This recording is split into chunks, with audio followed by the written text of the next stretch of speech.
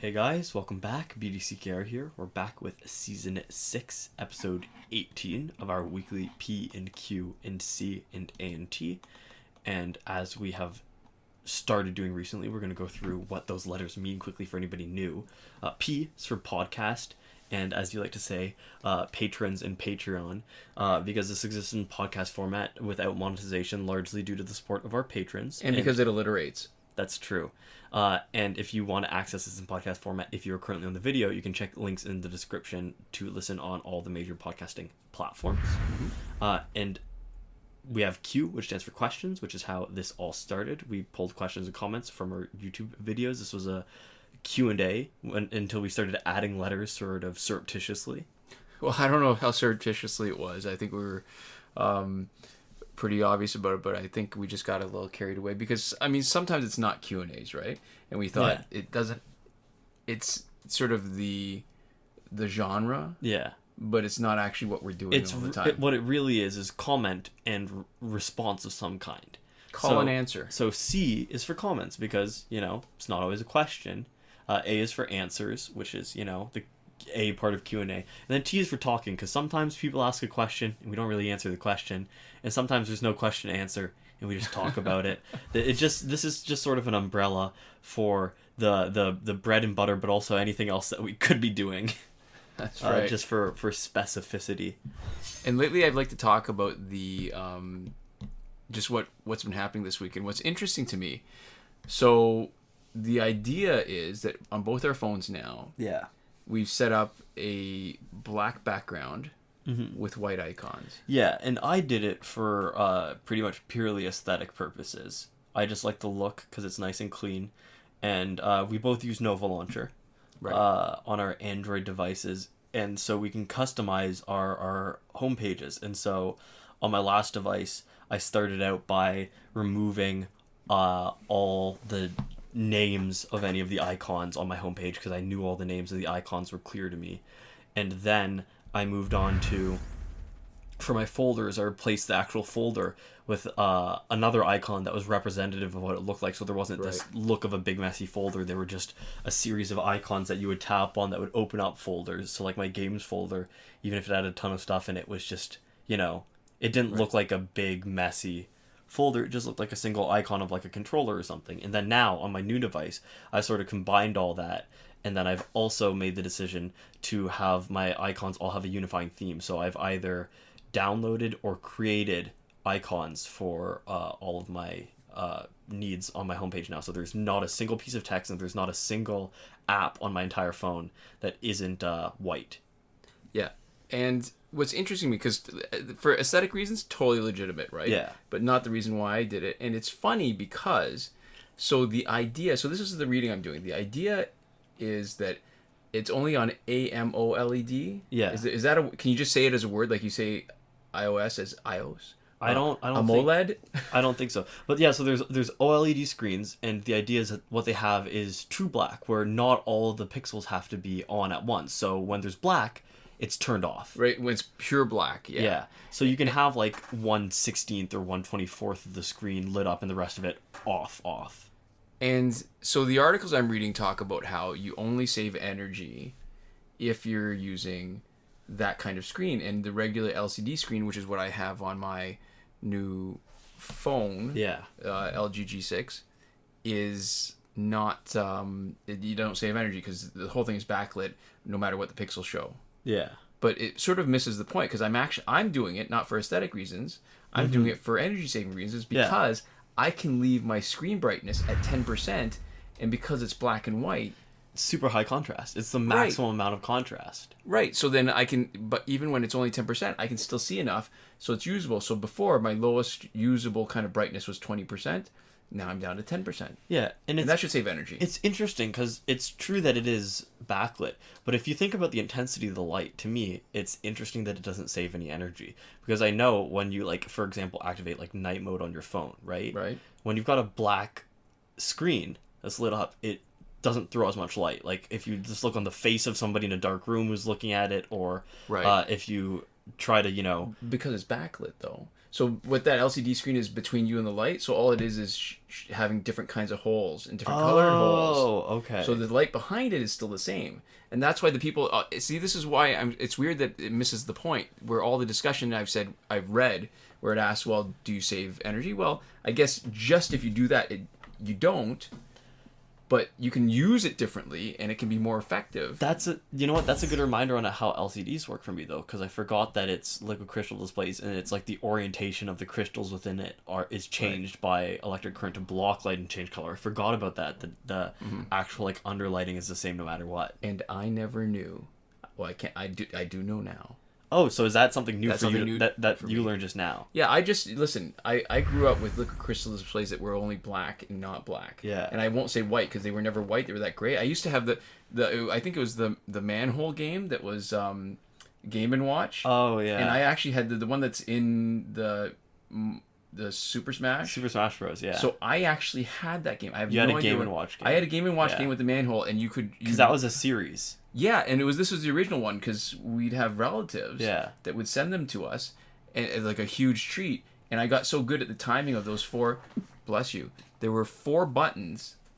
That Yeah. we did not crop that audio. You Yeah, just like, I stifled really it. tried. I did a good job, I think. Yeah. So you would just press the button to see where you would put the manhole guy, and you Yeah. would have to time it perfectly because everybody would be stepping in ready to drop in the holes. Yeah, because you know when you sneeze, how the primary expulsion is actually from your mouth, right? Right. So what I did there was I just held my mouth, so there was nowhere for it to go. Well, that's not entirely true because if you do that, sometimes if you just squeeze your mouth shut physically with your hand, it will actually all come out your nose. I sort of stifled it just with the strength of my jaw. I didn't actually put my hand over my mouth. Okay. But I guess you've never had that experience. I've never had that experience. It's sort of the opposite of effect of what you want if trying to be inconspicuous is your desire because then it your makes less hand noise. is all covered in snot afterwards. That's right, from your nose. Okay. Okay. So that's that's what we've been doing this Yeah, week, which and- is interesting to me because that point, I guess, it seems like I've never seen that addressed. That Yeah. you actually can save energy on an LCD screen because visually you can turn down the brightness. You can turn it down way more than you could and still have it usable. Yeah, that's true, because black on white is actually the maximum contrast. Right. Yeah. Okay, and if we remember, I think maybe we'll have one of our home screens in the description or somewhere floating around, if we can. I like the way yours looks. I like the way mine looks, too. The way that yours looks is better than it was before, but still maybe... You're in early stages, so it's still a little messy. Mine's very utilitarian. Yeah, and mine is, I would say, stylish and utilitarian. But All right. it's not a competition that I'm winning. Okay. Our first question of the week comes But you are from... winning. That's okay. I can live with that. The first question of the week comes from Peter Razook. Maybe.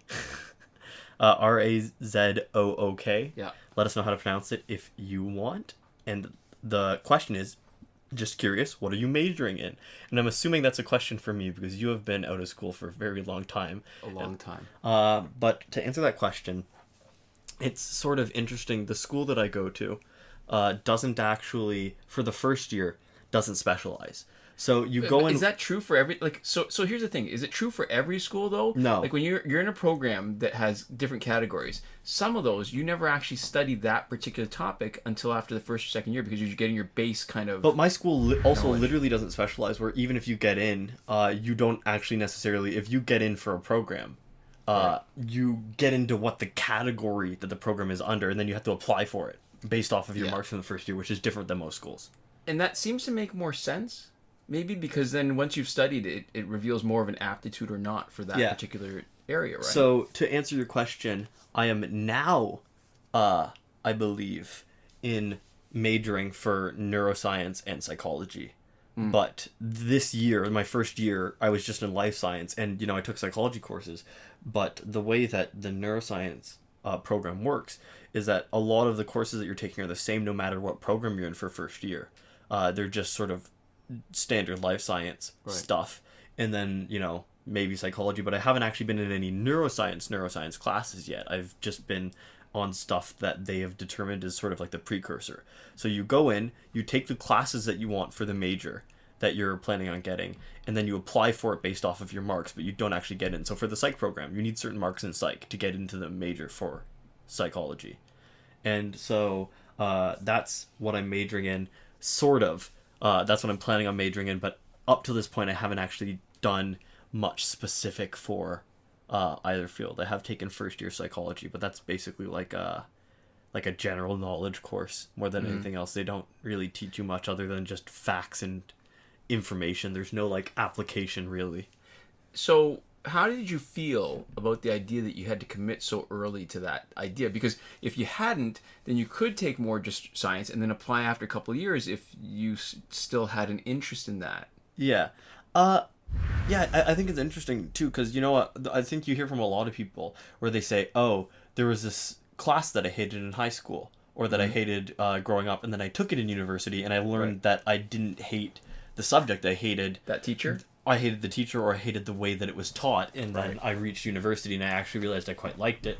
So I think you hear enough of those stories that it seems like it would make more sense to do things that way. Sure. But I think it's also a question of maybe to some extent practicality, because if you take a couple of years and try to figure out what you want to do, and then you pick so late on, it's going to be hard to give you all the learning you need without, staying another, 3 years or however many extra years, right? Where I sort of had a little bit of that experience in the first year, but then after that, you buckle down a little bit more and you take stuff that's more specific. And I feel like if they gave you so much time, if they gave you a couple of years there first to decide, you'd probably not be able to shorten your post-decision number of years by all that much. So, right now it's sort of 1 year, right? And then 3 years of a lot more focus.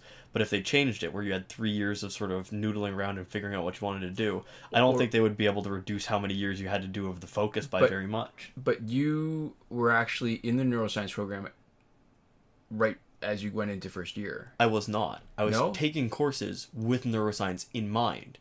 Oh, so they would. So when the original acceptance wasn't for the neuroscience program? What they do is they. Because they called it that, though. The only early acceptance you get for a specific program is for co-op, because you need to take co-op courses. That's what I'm thinking of. Okay. So you need to take co-op courses first year, right? Or most people do. So they let you know if your marks are good enough for co-op, which is why co-op tends to be a little more competitive for actual acceptance. But then I still think you actually have to reapply or keep your marks up past a certain standard of quality to stay in. Right. But so first year all I did was I chose my courses based off of what the majors required of me. So I chose my courses based off of what psychology was asking for and what neuroscience was asking for. Right. But I'm not technically in the program yet. I'm just taking general life science, and so you're not really a neuroscientist. You just play one on a podcast. Yeah, and I won't be a neuroscientist for maybe ever, because I'm not planning on using my neuroscience major to become a neuroscientist. Right. But there we go. So should I ask the follow-up question? So what are you aiming for? Right now I am aiming for med school, maybe, if I can keep my marks up high enough. And then if not, maybe clinical psychology, which would be a master's, and then a PhD, which is also pretty ambitious. That's a lot of years of schooling. Yeah, and either way, it's a lot of years of schooling. And then maybe, if not that, I would be looking at doing something potentially research related with my 4-year, or doing something in just mental health field. So this YouTube channel could take a really interesting turn, is what you're saying. Yeah, it would be weird if it was mental health lectures with a backing track of injustice. See, I mean, I'm at the point, right, where I'm in first year, and the joke is always that the more you learn about your field, the less willing you are to say stuff about it. Yes. So I'm at the perfect point where I should be saying, oh, I know everything about psychology now. I've taken one class and I know all there is to know. I think that was a good webcomic by SMBC where they looked at they're how willing people are to talk for interviews. Yeah. And, the grad student is oh, say whatever you want. Just there was a study that they did recently about different countries where people would lie about stuff. So they ask them about what's your expertise in these different fields of math. Yeah. And 2 of them were made up and didn't exist. Mm. And they saw that white males were the most, and affluent, I think, were the most likely to just say that they were really competent in those areas. That's that not did not entirely exist. surprising. And Canada was number one. Oh, and lying. Yes, in lying. Well, that also ties into the Dunning-Kruger effect, right? Well, all right. So here, yeah, I know that when you don't know what you're up to, you actually the less you know, the more confident you are. I saw I was reading this SMBC like book that you got me actually recently, which was Science Abridged Beyond the Point of Usefulness, and there was a joke where I forget what the one effect was called, but it was psychology, and it's like we've learned that if you think you're good at something, you're incompetent, and if you think you're bad at something, you're probably incompetent. There's probably a lesson here, Okay. but I doubt you've caught it. Right? So they're like, if you think you're good at something, you're actually incompetent, and that's a Dunning-Kruger effect. But if you think you're incompetent, you're probably also incompetent. All right. So at my work, I'm not gonna get into detail about what I do, but at my work, I'm a resource for a lot of different people. Yeah. And there's one person at work who comes to me and says, "Do you know a lot about blank?" Yeah. And I said, the only right answer to that every time you ask it is no. I don't know a lot about whatever. Yeah. And then there comes, but there's certain things that you do. I said, well, you can ask, but if you want me to share sort of what I know, that's not a problem. But if you're asking me if I actually have expertise in an area, I think the only right answer is actually no, because of the kind of job that I do, there's like a broad-based kind of proficiency in a lot of different topics, but there is clearly a delineation between what I do and when we send off to people who have actual expertise. Yeah. Which is interesting. But it's all related. You know that we're talking about this, where people think they know more than they do. Yeah, and it's interesting too, because I mean, for like practical applications of stuff, in a lot of cases, more important than having like inherent knowledge, if you don't need to know something really quick, is having sort of the dictionary for whatever that field is to understand when you read somebody else's explanation of stuff, and then basically the internet or a way of finding reliable sources for the information in that field. Because there's some stuff that you just need to know how to do. And the one sort of presumption I think that underlying that, and I totally agree with everything else you said, is that you have to recognize what you know and what you don't know. Yeah. Because if you don't have that, then you can't start looking for what you don't know. Yeah. Because, I mean, there's jobs that are a little more based off of, like, physical skills. Right. Or practical applications where you don't have opportunities to sit down and Google. But I think for a lot of jobs, what's more important is being able to understand new stuff or quickly reassimilate old information. Because for most things that we're doing now, we have access to the internet in some form. We have access to looking up stuff. We have resources, and we never need to, or very rarely need to do stuff that like solely on the backs of our own knowledge base. Which is why our society is so precarious in the event of an apocalypse. I think we'd totally collapse. Oh my god, yeah. I wouldn't be able to do anything. I would be totally useless. I'd be like, how do I do this thing? Well, normally I look it up. I don't know. I guess I'd still be able to do a chin up with your body weight, but added to me. But I guess if we were climbing somewhere, that would be helpful, but otherwise not. Oh, this team, totally cheated. They've got maxed out specials, all the dark energy stuff too, or dark power. I can't even remember what it is now. Yeah, and that's one of the interesting things I think too about some of the university classes I've been taking is like in psychology, I didn't learn anything about application. I really just learned basic fundamental information, and that's quicker. It's going to make it quicker when I learn new stuff. Yes. And I can slot it in, but in and of itself, the only real use that I am going to be able to use long term for psychology is to be able to sort of have a little bit of an expanded framework for slotting new information in. But that's important. None of the information that I learned there is anything other than basically like fun facts with a little bit of like connecting fiber in between them. Right. You know? Or in some cases they're just facts and they're not even particularly fun. But that's true with, I mean, it's foundational information, foundational knowledge, right? Yeah, but I had some class, like my physics class, we got all the formulas, and it was an application-based class. It was how to turn word problems into basically formulas, right? Right. And then how to solve those, and we were given the formulas, right? Which was sort of closer to how you would get things in real life, but obviously still not complete because none of our things had like friction or like we had to deal properly with air resistance. So they're all like fun, like theoretical physics calculations that nobody would ever bother doing because the only thing that we can look at values for are really really simple like collisions and stuff anyway. So I mean, I guess that isn't even particularly applicable to real life either. But a lot of what I learned was basically in a lot of my classes was basically just the equivalent of memorizing facts that were to different extents actually even like useful in my real life. Well, this is the hard thing when you're teaching people stuff, is that when you've got actually enough information, that the stuff that you're telling is nuanced and complicated. Yeah. But what they're wanting is just basic information. So you could either overwhelm them with information, or you could just tell them something that's not quite true, but gives them the framework for understanding everything, and then they can adjust it as they go. It's interesting. It's like how there's always stages in education where they go, hey, this thing that we told you? Sort of, but only half.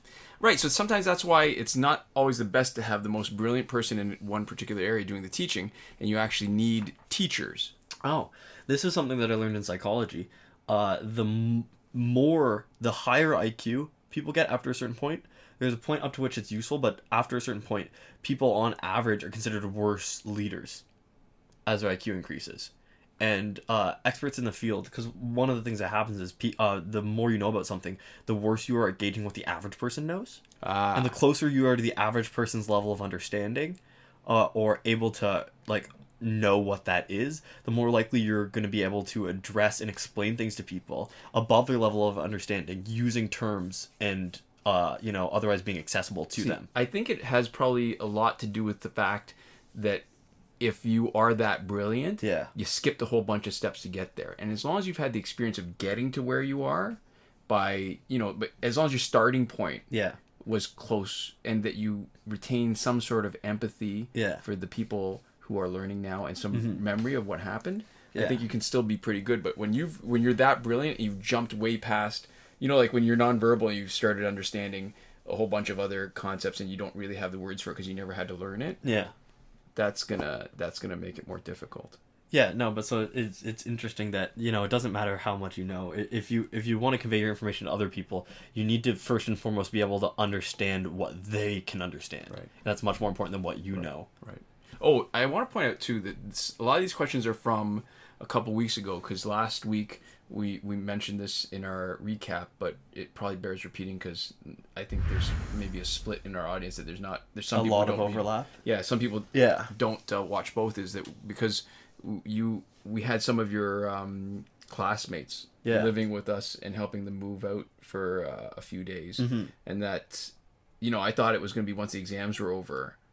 That would be it. Back to normal. Yeah, but it was great having them. It cut into our filming time, and that was not a problem because I know where our priorities really are. But just as a point of explanation, why some of these questions are not as fresh, but they're not fresh off the vine. They're ripe though. Still. Yeah, but I still wanted to answer them because they were interesting. Yeah. Okay, well, it's only been 23 and a bit minutes. I think we can get to our second question. This one comes from 45545, and they ask, will you guys continue the multiplayer teams series? Edit PD Jose Mercado. I think that means previous or just an alternative identity or login. Yeah. And we've seen the name Jose Mercado before. Couple times. Yes. And you have your answer right now because you're watching it. We as sort of a makeup on the weekend, we brought back our BDCKR special. Yeah. And I actually have another idea for a video because not every challenge character is like this, but Dawn of Justice Superman, I totally love the idea of smashing the other team's gears. The idea that you can actually make them weaker. It's like maybe it's like the idea of a cat toying with a mouse or something, but I love that you can do that to a team that would otherwise like a tank, like Batman, where when he's outnumbered, takes no damage, and then you're just struggling to even touch him, and you can just boom, boom, boom, and all of a sudden he's vulnerable. I like it for multiple reasons. I also like it because it's consistently good, but it is inconsistent in its style of effect. So the game, it's always worth having him and using it and shattering the gear, but how exactly the fight changes is different every time. That's true. Because it's based off of the other team that you're fighting, so there's a sort of element of randomness to it that makes it extra fun, because you don't know which gear you're going to shatter, you don't know how much it's going to shift the fight, and sometimes they just make the enemy a little bit worse. Maybe they just don't deal quite as much damage to you, but sometimes they radically shift the fight, like you were saying, with the when there's a gear layout that really makes them devastating, and just shattering one or two, and then all of a sudden they're pushovers, right? That's a lot of fun. Right, and I bring that up because the only reason that video hasn't been up yet is because when I was trying to film it originally on this device, the device overheated and crashed, which is happening more and more lately, which is why in this video you're going to see the next set of ultimates for the next half of the podcast, if you're watching on YouTube, will be on the other device, and you'll see what the problems are. It's a newer device. Yeah. It's got a different ratio.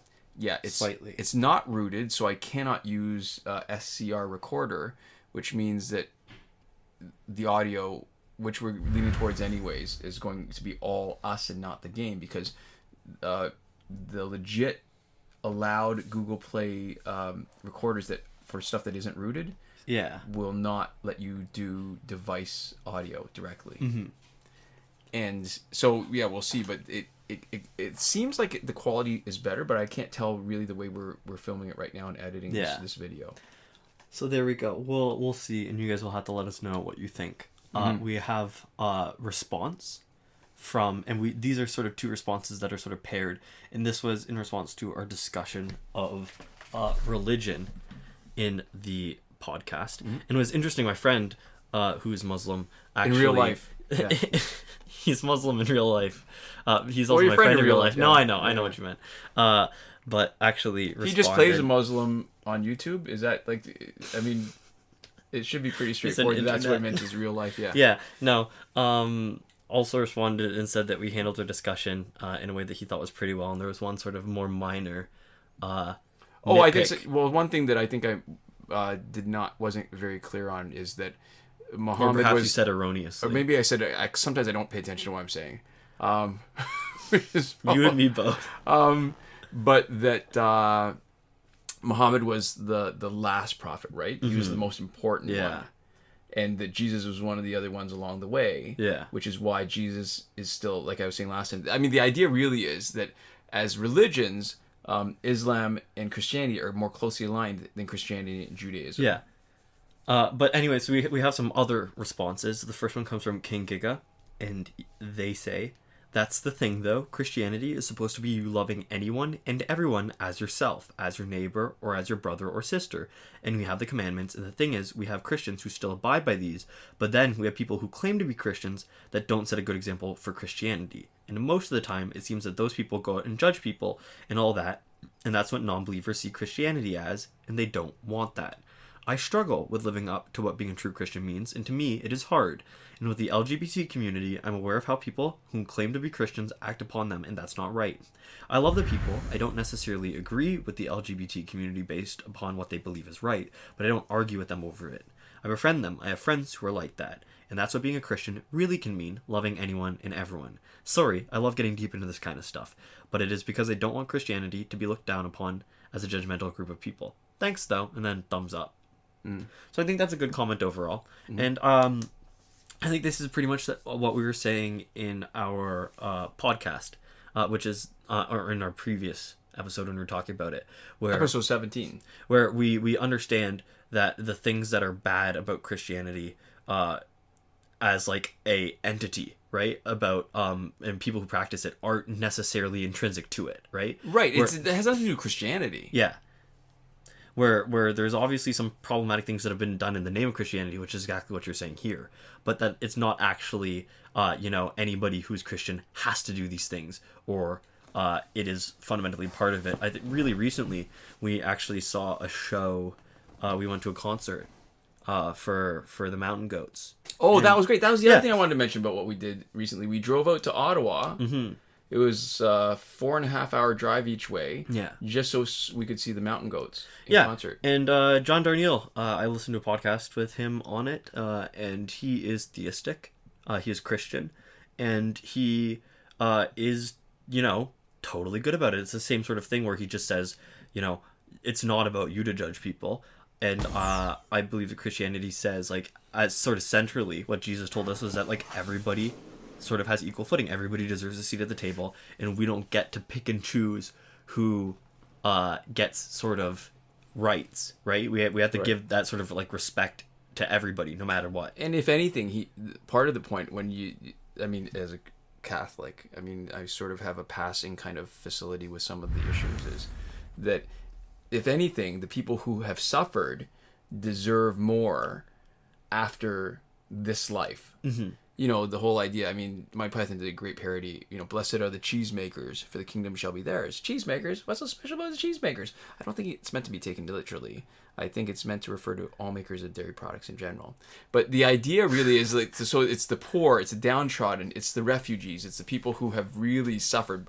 Blessed are the, I can't even remember, is it blessed are the poor? Like, there's all these things. They'll get the kingdom of heaven, right? Yeah. And so he's really the ultimate socialist, which is kind of funny considering all the conservatives who point to their Christian faith and say, this is our reason for doing these things. Yeah, it's that everything should and will be rebalanced, and that if you're not going to do it, Jesus is going to do it for you once you're all done. Okay, all right, so here's the other... I heard a funny take on something that sort of rang true, and it was quite clever. Somebody said, so when you say that you're a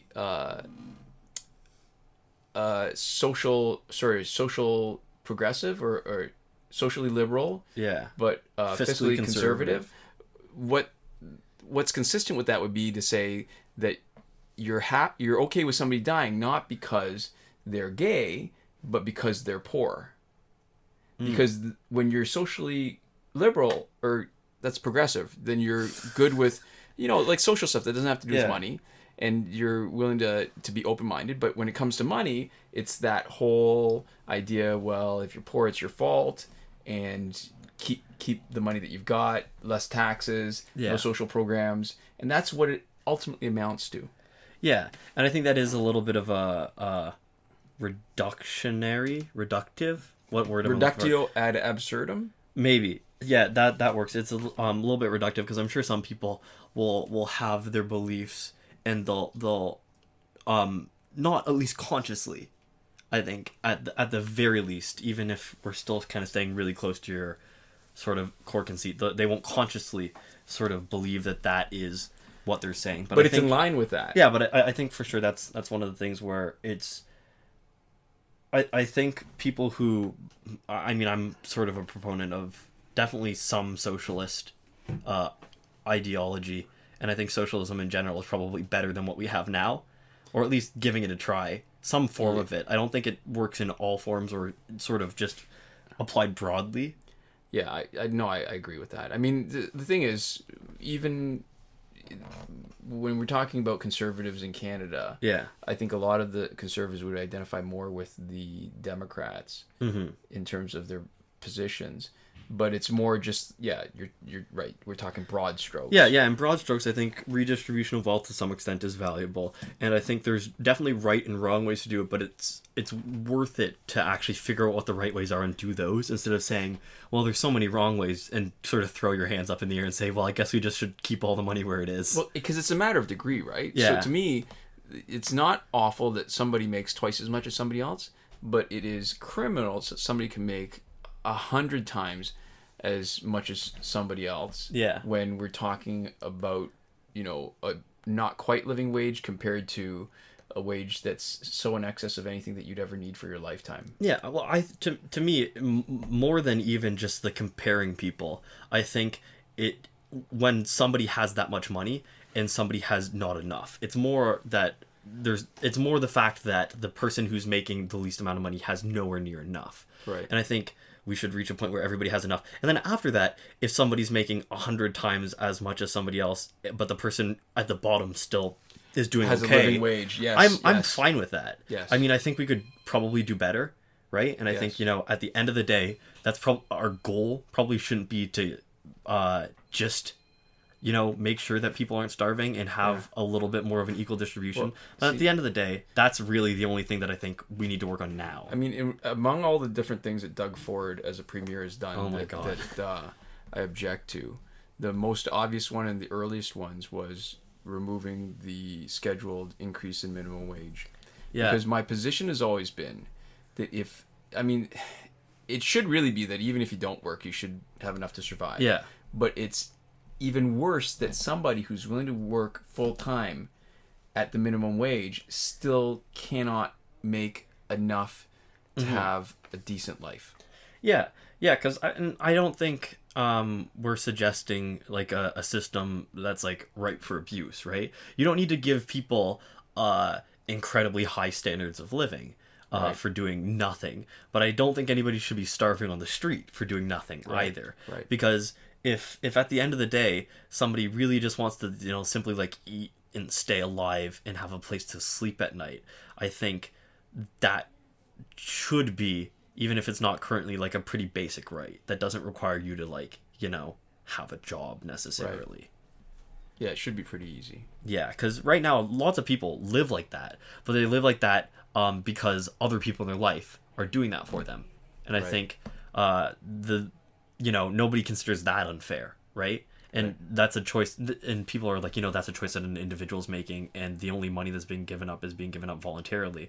But I think it seems kind of not fair to me that by a twist of luck, if you happen to have a little bit less support from those around you, you basically have to work to survive. Right. And that sort of sucks when, you know, I think quite a lot of people don't have to make that choice, especially in like developed countries, right? I mean, that's kids, right? And you look at other countries where kids don't actually have that sort of situation, and they do have to work to survive and support their family. Right. And I think that situation, there's obviously some problems with it. And I think at the end of the day, yeah, we need to, I think, support our most disadvantaged people a little more than we are right now. And by a little, I mean a pretty significant amount. Yes. But pretty insignificant when you consider the actual sort of cost on society as a whole. Anyways, that was not exactly where we started out. We started out just talking about religion, but we have another one. Another question, or another comment in the same vein of religion from Flat is Justice, or Judas. Yes. Flat is Judas. All one word. And they say, another well-made podcast. I congratulate you folks. On a different note, as far as I know, Messiah is a name used for Jesus in Islam.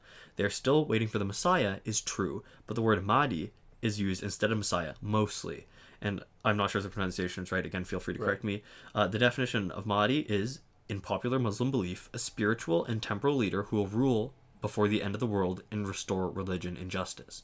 Another thing I remember, and then in brackets, hope I remember correctly since it's been some time since I've scrambled some books, is that Jews used to call Jesus Messiah in order to mock him, for they thought he was a false prophet. Hope this helps. Yeah, so I think in Judaism there still is the idea of the Messiah. Yeah. And so it means something different, but yeah, so totally mocking sarcasm, because I think Pontius Pilate, the INRI that you see on crucifixes with Jesus, that I don't know what you want to call it, the icon where Jesus is crucified on the cross. INRI is supposed to represent King of the Jews. So he did that not because he was King of the Jews, but because he was mocking Jesus for representing himself as something more than just a man, that he was actually the Son of God. Yeah. I touched on this earlier, right? The main point still stands that as far as religion goes, Islam is really more closely aligned with Christianity than Judaism is. But, I love the fact that there's a term for this, Abrahamic religions. I didn't know that before I looked into this. It's better than Judeo-Christian. Right, because that's meaningless. It's actually a better term. It's easier to say. It's a little snappier. Yeah, and if you're going to talk about, because then if you look at it culturally as a useful word, and it's not, then Judeo-Christian is supposed to refer to the fact that they sort of had their roots in the same area and culture. But Christianity is spread so much and it's split off in so many different ways that idea is still meaningless, even though the term is still used a lot to maybe create some sort of not even necessarily an alliance between Jews and Christians, but specifically to exclude Islam. So you don't have to say Abrahamic religions. Yeah. You just say something like Judeo-Christian, right? Yeah. So, it's like the way... Because nobody says Islamo-Christian or Christo-Islamic. I don't know which way, who would get the first when you ship religions like that. Yeah, I don't know. But it's a funny sort of language that develops that's meant to alienate without being obvious about it. Mm-hmm. Right? Like a dog whistle. Mm-hmm. So that's the thing, right? Judaism definitely has, when you try to use it culturally, Judaism definitely has certain things that are specific to it that don't have to do with religion. Yeah. But Christianity really doesn't anymore. Because, when was the last time you heard somebody talk about... Oops. That's my phone. Christian culture. Because it doesn't exist as one sort of big monolith. Yeah. Jordan Peterson uses Judeo-Christian values as sort of a rallying point. Oh, yeah, God. But he also talks about postmodern neo-Marxism or something like that. His terminology is sort of all over the place.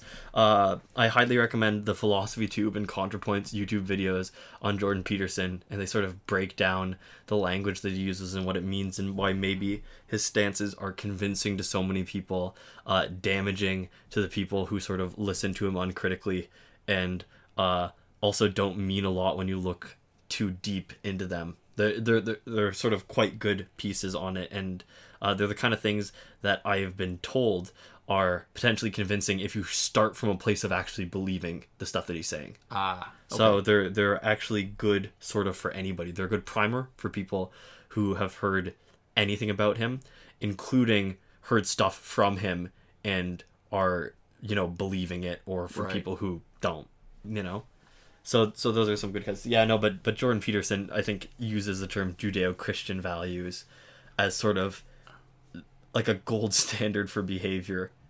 Yeah, I can't say I'm entirely surprised. Yeah, because there's a whole term, right? I think he considers himself like a classical liberal, which is basically like a centrist that tends to have right leanings, which is sort of a weird designation. Yeah, you do you. Yeah. Anyways, I think that's it for that. Maybe. Enough said. Yeah. As Stanley would have said, enough said. If we keep coming back to the religion, I think honestly for one episode we should actually get my friend Alex as sort of like a guest, like a religious correspondent. Yeah, no, to represent another view. That would be actually kind of cool if he'd be willing to come on with us. Yeah, maybe. We'll see. All right. He's a big get, his schedule is fully booked. I can see that. Our next question comes from Strice, and they say, what do you think of the self_progody 2018 guy who's been claiming to give free nth metal credits through Snapchat? I've seen him in your comment section and in the Injustice subreddit. So here's the weird thing. I'm all for the deal, and I also recognize that it's not always true that you get what you pay for. Yeah, there's a reason why you've been seeing him in our comment section, which is because when we see him in our comment section, we just say, yeah, okay, sure, and sort of let it be, right? Right. Because here's the problem. So if it is free, it's free is different than low cost. So if it's free, then they're doing it out of what? Like the goodness of their heart? Yeah. Or is it maybe for a bit of attention? And if so, if or when things go wrong, how obligated will self-prodigy, is that self-prodigy? Yeah, probably. All right, so how obligated is self-prodigy going to be about trying to fix things? There's no exchange of money, there's no contract, so it's just weird, right? So so here's the thing, even when we're troubleshooting glitches for people, people will come to us with problems saying this bad thing happened, and then they'll say this is the only thing I did, which is rarely true because in the course of playing or glitching, lots of other things are happening. Yeah. But you've done so many things that you can either ignore them or tune them out like white noise. Yeah. And because people make a lot of assumptions about what's making a difference, the stuff that they believe doesn't make a difference, it just doesn't register. Yeah. And so I think what you're saying is that there's definitely some risk, and there's some risk that you might not expect from a place that you're paying because there tends to be a certain standard of quality. Although, people on the internet aren't inherently more trustable just because they want your money. That's a lesson. Right. Yeah, exactly. I think the main thing is that it would be hard for us to say because we haven't availed ourselves of his services and we don't plan to. So we don't know exactly. But and I'm more suspicious when I can't understand the underlying motivation, whether it's money or something else. It's hard. Like it's just, and I guess this is our ad for the scientific method where. If you're going to be doing stuff, right? Yeah. Not related to self-prodigy, but just that if you're going to be doing stuff, you really have to be careful. And that's part of the things that we do when we troubleshoot or test glitches even. Yeah, it's like risk-reward too. And yeah, when we try to do as little different as possible, and part of that comes from documentation. Oh, and the other part when you get somebody else to do your stuff is you're sharing your login information with them. Yeah. So I don't like that. Like the idea of that does not appeal to me. So the sort of long and the short of it is that we totally don't mind if if he's gonna be doing it for other people, and especially if he would troubleshoot if something goes wrong and he's willing to go back in and figure out, or if the method that he's doing leaves it clean with no ban chance or whatever, then that's great for whoever uses his services. And if he's not, that sort of sucks for whoever's using his services. And we have no way of figuring out which one he's doing, and we're not particularly interested in investing the time to find out. So we have no real opinion. He's not hurting us. He might not be hurting anybody, and he might be helping chunks of people, but we have no way of knowing. So we're sort of just, letting it be and letting people sort of decide for themselves, because it's, especially for our own comment section, we feel like we have some sort of responsibility whenever like we're doing a glitch, for example, right, or putting something up. But in this case, this is really obviously, not affiliated with us. So right. he's using our platform, YouTube comment section, but if he's doing it for free, it's not like he's doing it for financial gain. He's not really piggybacking off of us in any way that hurts us. Part of it, but again, that's part of what makes me a little bit suspicious. And we should probably address the fact that we do have videos when an update hits before the content's available. We do use hacked accounts for that. But the difference really is we're not sharing we're not doing it on our main accounts, and it's we're providing an informational service, I guess. Yeah. So. And we're not taking it an online place, so we're not actually negatively affecting anybody else. Right. And that matters to us. I mean, that distinction I know doesn't matter to other people, but there's a difference between the broad category of cheating and glitching that includes glitching, but also includes hacking. And hacking is that one area that I think we're not really endorsing. Yeah, and to me, it's interesting because of the game's nature, sort of like a half online game where you can have other people's content, but not their actual person. Because they're not actually playing against you. You're always playing against the AI. Because to me, I'm okay with doing whatever you want in a single player game. If you're the only person that it's affecting, and there's no sort of wider reach, right? If it's contained within the game, like this isn't to like condone pirating or anything, right? Because there is actually somebody else that you're affecting in that case. But for like a single player game, if there's some way to modify stuff to make the game more fun for you, I don't really care, right? Like, because at the end of the day, it's not affecting anybody else. So if this was a single player only game, cheating, sure, hacking, sure, whatever you want, right? If you can do it, it's fine. Right? That's really just like what are the personal consequences. And in a lot of those cases, the only personal consequence might be it's not as much fun. Right. And that's sort of something that people have to gauge for themselves. And it's when you run into situations where it can affect other people, like when people were hacking in that breakthrough Ares, right? Right. And making people lose way more often. That was a crappy thing to do. Yes. When people are setting up teams that would be impossible to get, and the fights are way harder than they should be otherwise. That's sort of a crappy thing to do, right? And so people have definitely hacked. Or when people hack their way to the top of the leaderboards like they used to. That was sort of a crappy thing to do, to deny it. It still is. I mean, I think they're still doing it. Yeah. So, to me, if it's not affecting somebody else, if there's nobody that it can be said to be hurting, and this is sort of just my philosophy in general, that's where I sort of draw the moral line, is based off of, who is this affecting? And if it's just you can sort of do whatever you want. Right. So... I think Injustice is an interesting case because you can mostly do whatever you want unless that bleeds over into online play, and then you have to be careful. So I don't really care if people are hacking, and if you're just doing nth metal, you're not actually hacking in a way that it's going to screw other people over for online play. If anything, if you're doing nth metal and you have these really strong metal characters that have no specials, yeah. So, I don't even mind. Those are actually pretty easy fights. So, you know, the actual service that he's offering is also mostly benign to me. I don't think I'd have any issue with people having, you know, better, like, more credits than they would otherwise. The only thing for credits is if people use that and put on crazy good gear on really low level guys and make it hard for other people. But to be fair, we could do the exact same thing now. So, you know, I think the actual service that he's offering for hacking is benign. It's not going to negatively affect anybody else unless the actual process of it ends up negatively affecting somebody else. The qualification always is that while matchmaking is still good, that you don't get matched with somebody who's way above your ability. Yeah. Yeah. So I think that's sort of our opinion overall. Yeah. And our next question comes from E-Est, or I guess this is a question and also some comments. The question is, did you guys check out Mortal Kombat 11? And of course, the Leafs lost Game 7. You could tell they were tired when they're getting pressured in own zone with like 5 minutes left, down 2. So, the first question... this is why it's old, right? Yeah. Like, so this is from a couple weeks ago, but I wanted to mention because what's been taking up a lot of my time lately has been watching the Raptors playoffs. But anyway, sorry. Yeah, and Mortal Kombat 11, I've looked at it a little bit. Apparently, it's really grindy. I've heard that it's pretty grindy.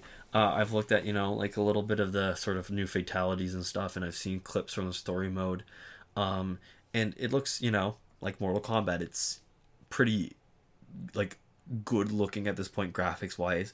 And the gore is, like, really sort of excessive, the way that Mortal Kombat has always been, but has gotten more and more as time has gone on. You should...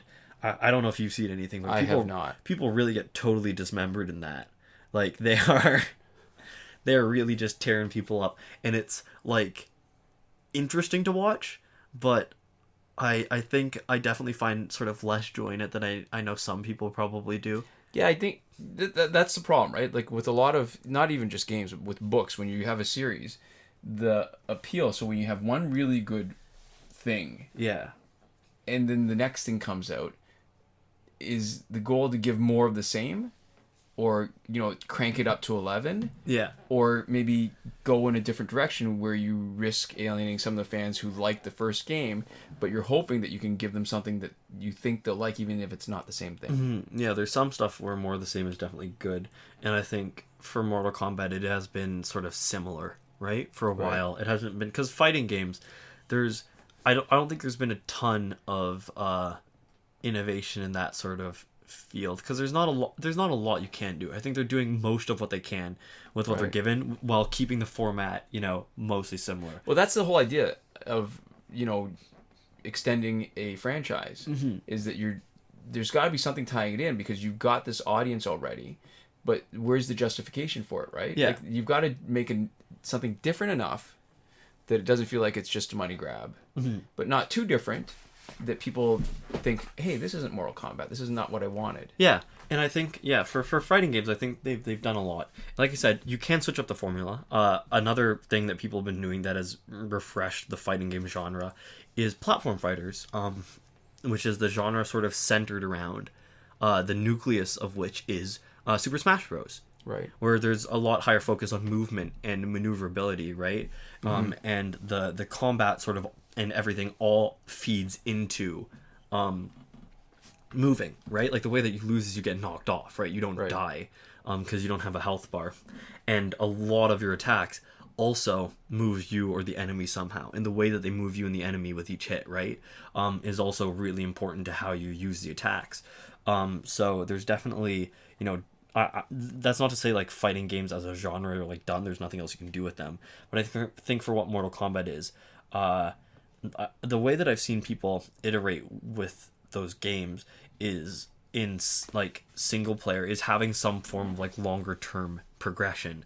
So getting, like, gear and stuff, right? Like, Injustice 2 sort of introduced the gear system almost, like, from the mobile game, right? Where you can actually get gear and it changes your character's look, but it also changes their stats.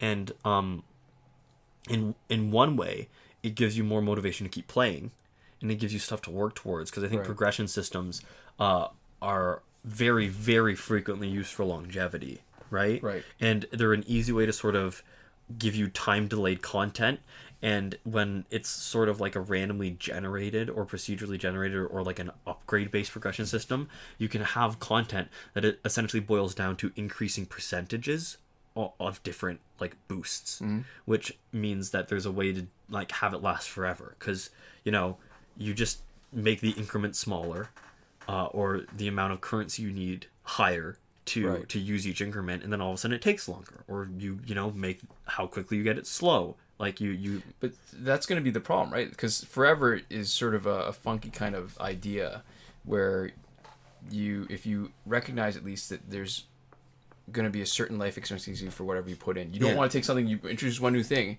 and you want that to last 20 years when really it's only worth 6 months worth. Yeah. What you do is you end up frustrating people too much. So this thing that was going to be new to add on, like these metal characters, where it will take forever to get to E7, it defeats the purpose a little bit for anybody who you're trying to track that's treating this like a collecting game still. Yeah, and what's interesting is the introduction of that in fighting games kind of like wrecks one of the more fundamental aspects of fighting games, and I think they handled that where like you could have gear turned on and off in different types of play, right? So you could have a more holistic experience.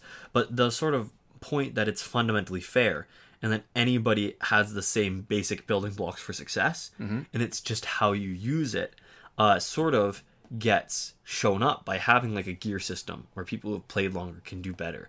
And you can see, I mean, this isn't super related, just getting a little off topic in the last minute here, like games like Overwatch, right, where they very specifically made it so that the only thing that you could get was cosmetic, because they want everybody to be on the same mechanical playing field, and the difference is all skill. So it's interesting, because I think fighting games have been sort of based off of that, where all the characters are meant to be approximately as viable as each other, and it's supposed to be skill based.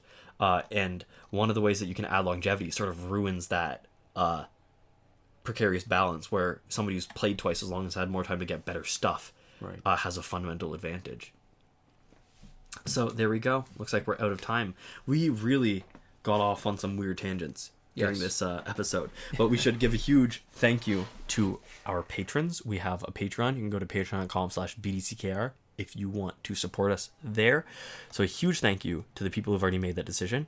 We have Console Peasant, who is supporting us at the highest last word tier, Shawn, Farrell, Daniel Simonson, and Aaron Mall, who support us on the credited level, and Eddie G, Chris Wolf, and Lazo Georgiades at the gratitude tier. It's interesting, our patron sort of system has been shuffled around a little bit. We've got new people and have lost some old people, and it's weird to read it out. It's been static for a while. And actually, some of our people have shuffled themselves. Thank you, Eddie G, for continuing to support us. I mean, the fact that you're still there for us, despite what you've told us, we're not going to share. I mean, it was obviously personal, but I love that you're still with us, and we really, really appreciate that. Yeah, just like we appreciate all of you for watching or listening. Thank you guys so much. We'll see you next time. Komoda.